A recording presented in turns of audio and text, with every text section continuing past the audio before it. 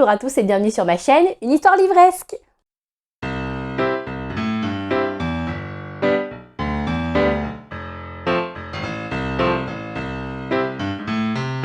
Je suis super contente de vous retrouver aujourd'hui, tout simplement parce que à la base, j'avais prévu de faire mon bilan lecture du mois de mars, en sachant que j'ai lu 5 livres.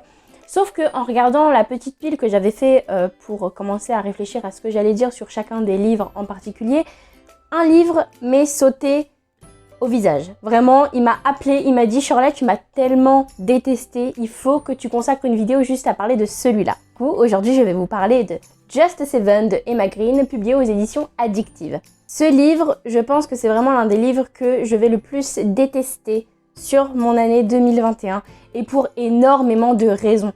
En vrai, j'avais hâte de filmer aujourd'hui pour vous en parler parce qu'il y a trop de trucs à dire. Il m'a tellement énervée qu'il y avait vraiment des moments où je le lisais. J'avais rien d'autre à faire, juste lire. Et en fait, je le reposais et je m'énervais. C'est-à-dire que s'il y avait mon chéri avec moi dans la pièce ou même s'il était dans une autre pièce, j'allais le voir et je lui disais « Non mais tu te rends compte, il y a ça, c'est pas possible, ça m'énerve ». Et c'est pour ça que j'avais besoin de vous en parler. Du coup, je me suis dit « Charlotte, laisse tomber avec le bilan lecture du mois de mars ». Surtout que les 4 autres lectures que tu as à présenter, t'as pas forcément beaucoup de choses à dire vu que c'était des lectures sympas mais sans plus. Du coup, j'ai décidé de seulement vous parler de ce livre. Que si jamais vous le lisiez, vous ayez des informations avec vous, que vous vous attendiez à trouver certaines choses qui, moi, m'ont particulièrement dérangée. Alors, ce livre, de quoi il parle? Donc, Just Seven va nous raconter l'histoire de Lemon, qui va aller vivre avec son oncle Ezra dans une très grande ville. Et il faut savoir que Lemon a toujours vécu dans la précarité, en tout cas elle n'a jamais eu beaucoup d'argent, elle vivait dans une petite ville. Le lycée qu'elle fréquentait, c'était pas quelque chose de ouf, et ce qui fait que quand elle arrive dans cette grande ville avec son oncle Ezra, qui est extrêmement fortuné, elle va donc rentrer dans une école de lycéens assez riches, voilà, c'est des élèves qui sont tous très aisés, qui viennent tous de parents, voilà, médecins, avocats, directeurs d'entreprise, ce qui fait que Lemon va se retrouver vraiment avec des étudiants qui n'ont rien à voir avec elle. Et elle va rencontrer Roman, qui est donc son professeur, je crois que c'est son professeur d'histoire, si je dis pas de bêtises, et ça va être le coup de foudre. Voilà, elle a 17 ans, Lemon, et Roman en a 28. Alors pourquoi ce livre m'a profondément dérangée et pourquoi il m'a posé énormément de problèmes? Pour être honnête, je n'ai pas de soucis avec les différences d'âge, c'est-à-dire que moi du moment qu'il y a de l'amour et du respect, les différences d'âge, voilà, ça me pose pas de... Enfin, ça devrait pas nous poser de problème. Mais je trouve que ce livre envoie un message extrêmement négatif et j'irais même jusqu'à dire dangereux à toutes les personnes très jeunes qui pourraient lire ce roman. Je m'explique. Lemon a 17 ans, elle est donc mineure, d'accord ? Elle est totalement perdue quand elle arrive dans cette nouvelle ville, tout simplement parce qu'elle ne connaît personne. Elle a dû dire adieu aux endroits qu'elle aimait, à son lycée et même à un groupe d'amis auquel elle tenait énormément, ce qui fait qu'elle était assez perdue. Voilà. Roman, quant à lui, est dans ce lycée en tant que professeur d'histoire, pas par choix, un petit peu comme Lemon, c'est juste parce qu'en fait il a besoin de l'argent de cette école pour pouvoir subvenir aux besoins médicaux d'une personne de sa famille. Donc là, on est quand même sur un cas extrêmement grave. Roman, s'il n'assure pas dans son travail, dans cette école, une personne qu'il aime foncièrement va mourir. Alors, on est d'accord que Roman est dans ce lycée seulement pour l'argent, parce que sa famille a besoin de cet argent. Que ce soit des personnes qui ont besoin tout simplement de se vêtir, de manger, de se loger, et surtout cette personne de sa famille qui peut mourir sans cet argent. Ce qui fait que quand Roman explique pourquoi est-ce qu'il est attiré par Lemon, moi, ça me pose problème. C'est-à-dire que Roman, clairement, l'auteur nous dit Roman est attiré par Lemon. Pourquoi? Parce qu'elle est jolie. D'accord, elle est jolie, mais enfin, faut que tu... Nous, en tant que lecteurs, on veut plus d'informations. C'est-à-dire que tu peux pas juste nous dire, écoute, elle est jolie, et c'est pour ça que je mets en danger la personne que j'aime et qui est malade. Vous voyez ce que je veux dire? Là, il se bat pour sa famille. Il est dans cette école qu'il déteste pour sa famille. Tu craques sur une élève qui est mineure, il nous faut plus d'informations. Donc au début, c'est juste parce qu'elle est jolie. Ensuite, c'est parce qu'elle est un petit peu plus intelligente et un peu plus cultivée que ses autres camarades. Et ensuite, c'est parce qu'elle est plus mature. Alors d'accord, elle ne fait pas ses 17 ans. Elle a vécu des choses qui fait qu'elle est plus mature. Mais est-ce que c'est suffisant pour qu'ils mettent en danger la vie, vraiment la vie d'une personne de sa famille? Je veux dire, ok, peut-être que le coup de foudre, ça existe. Peut-être qu'il est juste tombé fou amoureux d'elle. Mais est-ce que pour autant, tu vas mettre en danger une personne qui a vraiment besoin de cet argent. Dans ce livre, en fait, Roman est vraiment montré comme un héros, c'est-à-dire qu'il est dans un lycée qu'il déteste, mais il a besoin de cet argent pour sauver une personne de sa famille qui est malade. Sauf que le problème, c'est que j'ai l'impression que les sentiments de Roman, du coup, expliquent tout. Vous voyez ce que je veux dire? C'est-à-dire que si jamais il va se montrer imprudent envers Lemon, c'est-à-dire si jamais ils sont tous les deux au lycée et que d'un coup il va la plaquer contre un placard et l'embrasser, tout le monde pourrait le voir, quelqu'un pourrait rentrer, quelqu'un pourrait frapper à la porte, quelqu'un pourrait lui dire « Mais qu'est-ce que tu fais ?» Et là, détruire la vie déjà de lui-même, vu qu'il n'aura plus de travail, détruire la vie de la personne qui est malade et qui a besoin de cet argent et qui l'aime, il pourrait du coup mourir. Cette personne pourrait mourir juste parce que Roman a embrassé cet élève. Et il pourrait aussi détruire la vie de Lemon parce qu'elle a 17 ans et que ce qu'elle souhaite, c'est pouvoir rentrer à l'université.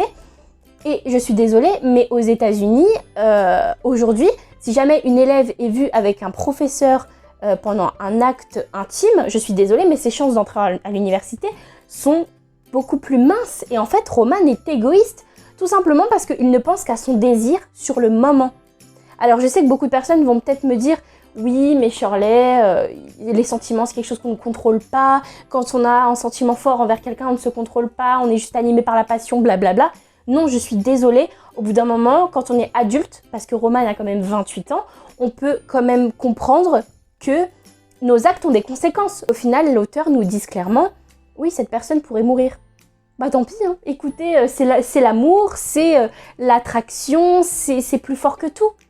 Bah oui, sauf que ça fait passer quoi comme message?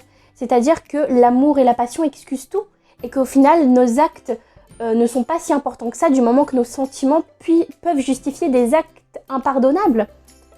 J'ai trouvé ça vraiment horrible que Roman mette de côté cette personne qu'il aime depuis des années, qui est malade et qui a besoin de cet argent. C'est vraiment une personne de sa famille qui est en plus assez jeune. Et qu'en fait, ils se disent juste, bah tant pis, en fait, voilà. Genre, ils coincent Lemon dans un couloir ou dans un placard à balai, je ne sais quoi, pour l'embrasser. Et en fait, il se dit mince, mais mon Dieu, mais j'ai fait une erreur. C'est vrai que cette personne pourrait mourir à cause de moi. Je suis vraiment horrible, c'est vrai que je mets en danger l'avenir de Lemon. Je mets en danger tout son avenir. Et pourquoi? Juste parce que j'ai une attirance envers elle. Ensuite, un autre point qui m'a dérangée, c'est que c'est pas comme si Lemon n'avait que 16 ans et que du coup, Roman avait 2 ans à attendre avant qu'elle soit adulte. Là, Lemon nous dit clairement dès le début qu'elle a 17 ans et qu'en fin d'année, elle en aura 18. C'est-à-dire, comment dire, à la fin de son année scolaire. Donc en fait, on peut dire que l'année scolaire commence en septembre et qu'en juin, admettons, elle a 18 ans. Donc ça veut dire que Roman, au plus tard, n'a juste qu'à attendre 10 mois. Lemon, au final, pour pouvoir être avec Roman, si vraiment ils sont fous amoureux ou qu'ils ont vraiment une attirance tellement forte, ils peuvent se dire, écoute, dans 10 mois, t'es techniquement adulte et du coup, on n'aura pas de représailles que ce soit avec le lycée.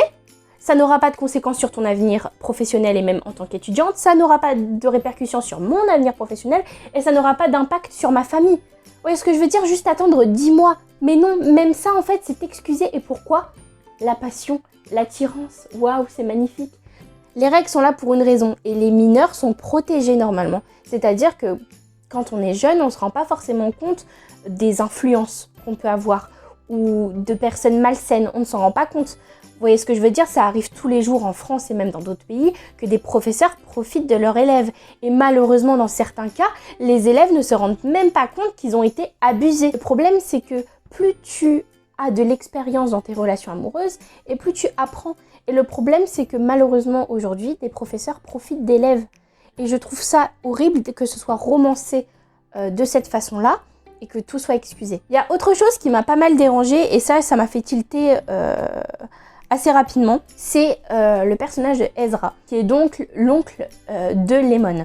Ezra, donc, on nous le décrit comme un homme fortuné qui a réussi, qui passe tout son temps à son travail, voilà, donc c'est quelqu'un qui a réussi, hein, faut le dire, parce qu'il a énormément travaillé, et donc il est gay. Ezra a été un peu le méchant de l'histoire, justement parce qu'il n'a pas soutenu sa nièce et que ça lui a fait du mal. Sauf que Ezra n'a jamais rien fait de mal, et pourtant il a été diabolisé, j'ai l'impression. Il a été en fait mis dans la case l'oncle qui ne comprend pas, l'oncle surprotecteur.